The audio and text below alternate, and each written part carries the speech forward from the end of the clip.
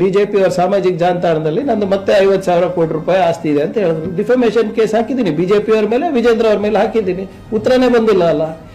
ನಿಮ್ ಕ್ಯಾಪ್ಟನ್ ಗಣೇಶ್ ಕಾರ್ಣಿಕ್ ಅವ್ರ ಮೇಲೆ ಹಾಕಿದ್ದೀನಿ, ಬಂದಿಲ್ಲ. ರಾಜೀವ್ ಮೇಲೆ ಹಾಕಿದ್ದೀನಿ, ಬಂದಿಲ್ಲ.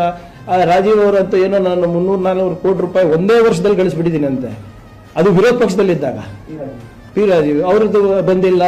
ನಿಮ್ಮ ಬಿಜೆಪಿ ಸಾಮಾಜಿಕ ಜಾಲತಾಣದ ಮೇಲೆ ಒಂದೆರಡು ಹಾಕಿದ್ದೀನಿ, ಬಂದಿಲ್ಲ.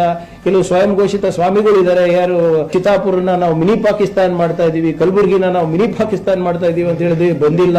ಡಿಫಮೇಷನ್, ಕ್ರಿಮಿನಲ್ ಡಿಫಮೇಷನ್ ಎಲ್ಲಾನು ಹಾಕಿದೀವಿ ಸರ್.